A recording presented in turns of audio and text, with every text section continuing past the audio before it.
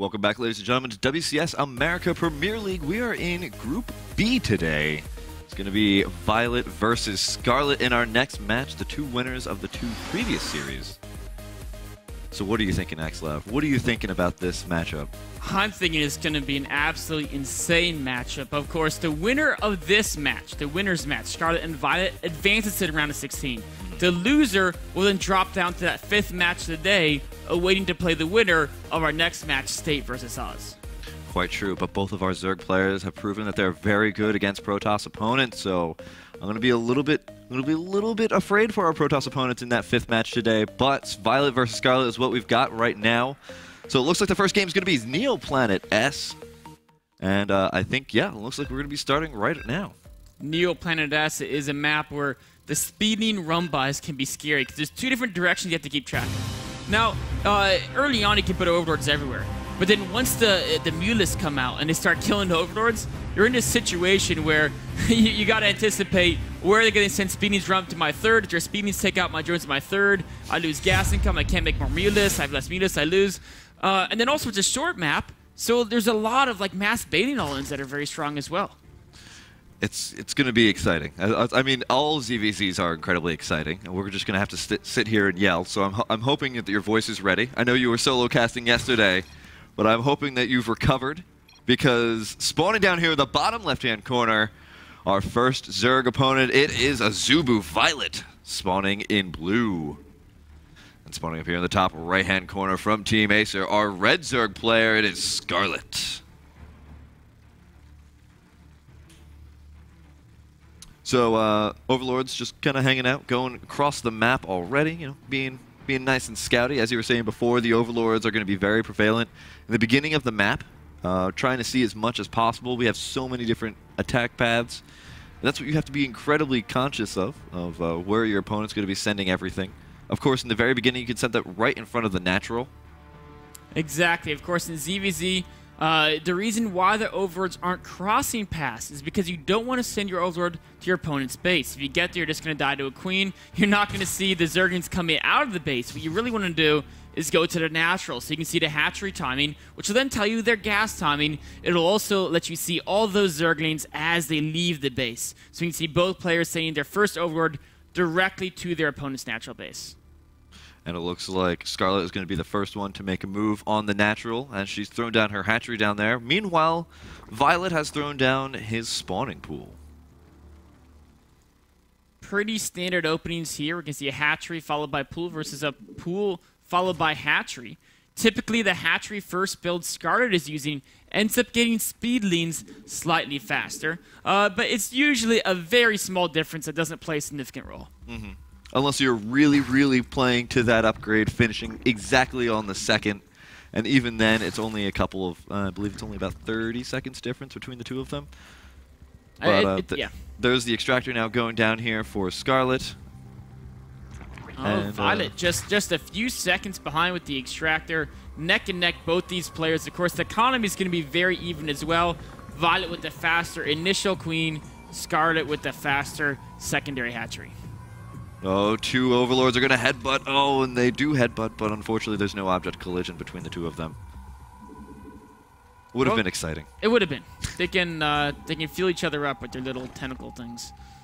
Whoa, let's keep this a little bit PG here. I was hoping for like a little bit of a sound effect. They're shaking hands. They're shaking hands.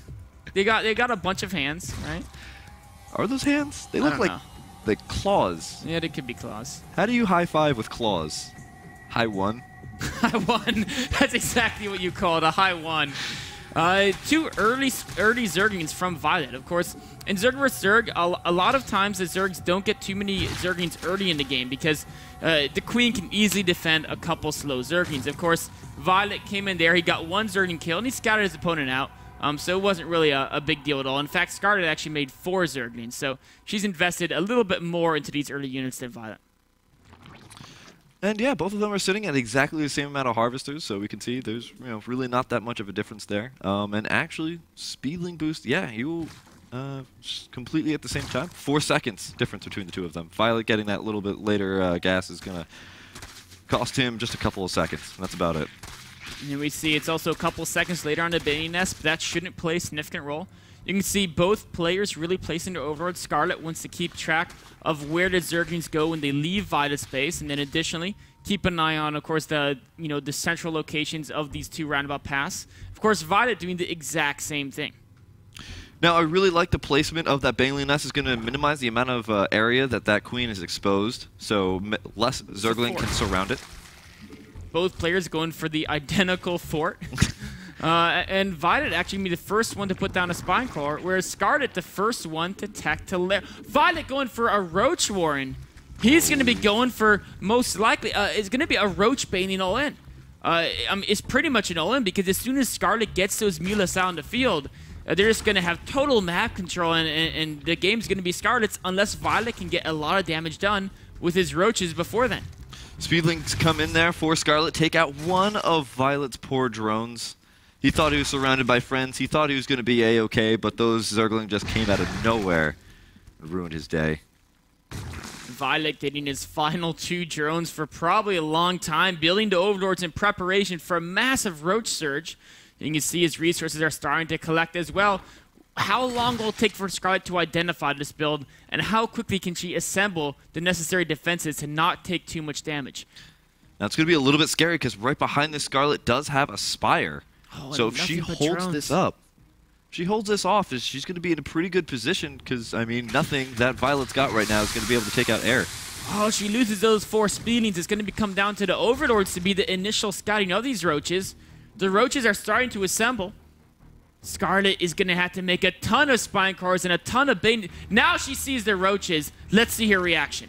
She's got 6 Zergling on the way. We're starting to see a spine crawler forest start to form up here at the natural. She is not taking this lightly. Look at that. 1, 2, 3, 4, 5, 6 spines being built. Many Zerglings in production as well. Even canceling some of the Banelings. A very heads-up play to move out there, force those Banelings to be morphed a little further back, or at least wait until the Roaches come to escort them. The Roaches are just barely starting to reach that spine crawler forest. The spines are taking a little bit longer to pop out here. So she's going to take some damage before the spine crawlers finish up. Is it going to be too much damage for her to deal with? All the Banelings go in, and all the Banelings are taken out there by Violet. Now Scarlett is taking a lot of damage. All the spine crawlers have gone down. Violet, in a very good timing push here, has hurt all the drones very, very deeply. 5 Mutalisks on the way, but is it going to be enough to fend off this attack and possibly save her the game? Well, the Mutalisks will eventually kill the units, but if Scarlett loses too many of her drones before then, all Violet would have to do is defend with Spore Crawlers. And he's got to go for the Banelings. So many losses. Now the Roaches are pretty weak. The Mutalisks are doing as much work as they possibly can. 2 more Banelings, 3 more Banelings coming in here for Violet. Scarlett plummeting in food supply, and she's down to 27, 26, 25. That's it. Good game. Unfortunately, because behind this, Violet has also grabbed Spore Crawlers. So he's going to be ready for any type of Mutalisk aggression past this. And Scarlett's down to 16 food. 16 food, only 1, 2, 4 drones, but those are going to go down very fast. That's the game. Violet with a very, very nice attack there. And man, if those spines were like 5 seconds faster, if those speedings, those 4 speedings in front of Violet's space, if they didn't die, they could have poked in and gotten like a 4 to 5 second heads up, and these spines were finished, and so they could have killed the Banelings before they connected. Her 5 Banelings could have taken out these next 7 ones that come in and take out her spines. It would have been a very different game. Very much so indeed. I mean, those 2 Banelings taking out all of those Banelings before they are even getting close to the Roaches just, really denied so much damage. That was going to be Scarlett's defense there. And unfortunately, just after that, there was really just nothing else to defend. The spine crawlers still just needed more time. So, guys, we're going to get into game number 2 very shortly here. We'll be right back. This is WCS America Premier League Group B. Stay tuned.